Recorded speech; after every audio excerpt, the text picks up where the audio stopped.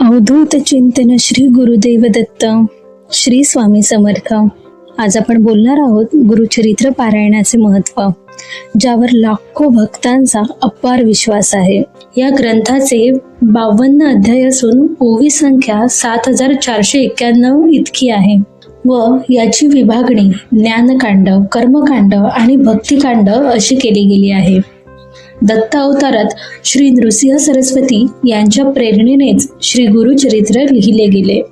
या ग्रंथाच्या वाचनाने कुठल्याही प्रकारचे आधी व्याधी आजार हे नष्ट होतात आणि मनुष्य हा दुःखमुक्त होतो.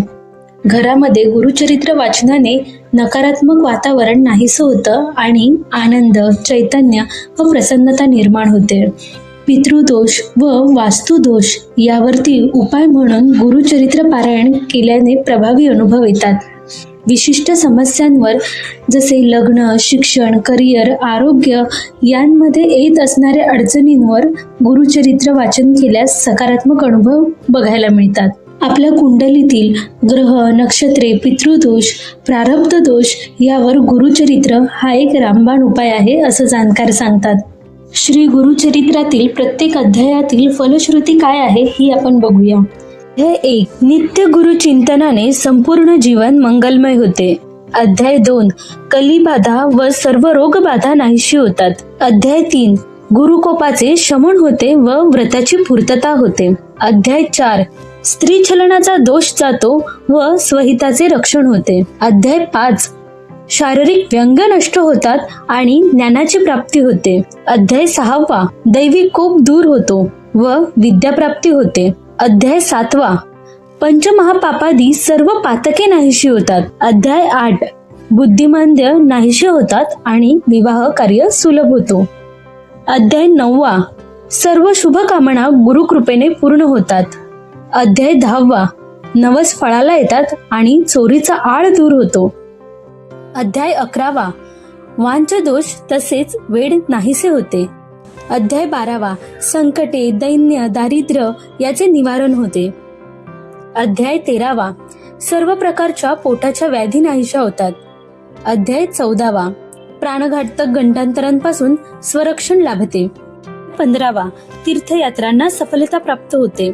अध्याय 16, आदरणीयांची निंदा, अपमान केल्याचा दोष दूर होतो. अध्याय 17, ज्ञान व गुरुकृपा यांचा लाभ होतो. अध्याय 18, संपत्तीचा लाभ होऊन दारिद्र्य नाहीसे होते. अध्याय 19, भाग्यवृद्धी होते, सद्गुरूंचा लाभ होतो आणि तीर्थस्थळी यात्रेचे पुण्य लाभते. अध्याय 20, गुरुस्मरण करुणी मनी, पूजा करी व गुरुचरणी, तुझे पाप होईल धुनी, ब्रह्मसंबंध परिहरिल्या. अध्याय 21, मृत्यू भयापासून मुक्तता होते. अध्याय 22, वांझपण दूर होते. अध्याय 23, पिशाच्य बाधा नष्ट होते आणि राजमान्यता प्राप्त होते. अध्याय 24, भ्रम व वैचारिक गोंधळ दूर होऊन मनशांती लाभते. अध्याय 25, अपात्र लोकांचा संपर्क टाळला जातो आणि त्यामुळे त्याचे दुष्परिणाम सुद्धा टळतात. अध्याय 26, शत्रू निष्भ्रम होऊन शरण होतात. अध्याय 27, गर्व नष्ट होऊन चित्त शुद्ध होते, तसंच विद्वानांचा छळ दोषातून निवृत्ती होते. अध्याय 28, वाईट कर्मांचे दोष दूर होतात. अध्याय 29, स्त्री छलन दोष, वासना दोष दूर होऊन पावित्र्य लाभते. अध्याय 30, कुमारिकांना इच्छित पतीची प्राप्ती होते, सौभाग्यवृद्धी होते. अध्याय 31, पतीवर येणारे सर्व विघ्न टळतात. अध्याय 32, वैधव्याचे दुःख टळते किंवा ते सुसह्य होते. अध्याय 33, वचनभंग व व्यभिचार दोष दूर होऊन सद्गती लाभते. अध्याय 34, प्राणसंकटांचे निवारण होऊन आयुष्य वृद्धी होते. अध्याय 35, हरवलेले किंवा नष्ट झालेले पुन्हा प्राप्त होते, तसेच तुटलेले संबंध सुद्धा जुळतात. अध्याय 36, चुकीच्या समजुती जाऊन अंतःकरण शुद्ध होते. अध्याय 37, मूढबुद्धी नष्ट होऊन योग्य ज्ञान व ब्रह्मप्राप्ती होते. अध्याय 38, निंदा करणारे शरण येतात, अन्नपूर्णा नित्य प्रसन्न राहते. अध्याय 39. सद्गुरूंची प्राप्ती होऊन योग्य मार्ग सापडतो. अध्याय 40. कुष्ठरोग नाहीसा होऊन शरीर निकोप होते. अध्याय 41. सद्गुरूंची प्राप्ती होऊन योग्य मार्ग सापडतो. अध्याय 42. विद्या व फलाची प्राप्ती होऊन कर्तबगारीला यश येते. अध्याय 43. गर्व व क्रोध नाहीसा होऊन ऐश्वर्याची प्राप्ती होते. अध्याय 44.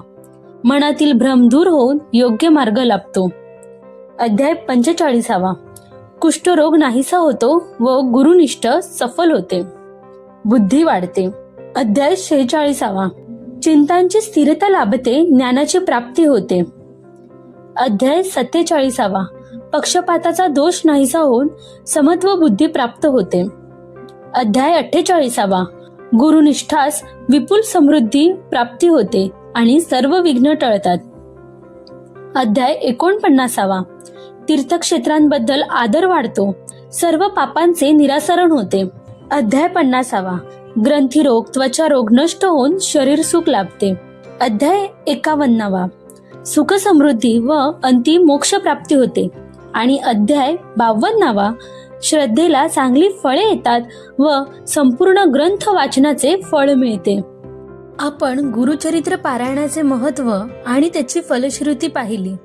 यातून एकच गोष्ट स्पष्ट होते की जिथे गुरुचरित्राचे पठण आणि श्रवण असते तिथे गुरुकृपेचा वर्षाव हा आपोआप होतच असतो.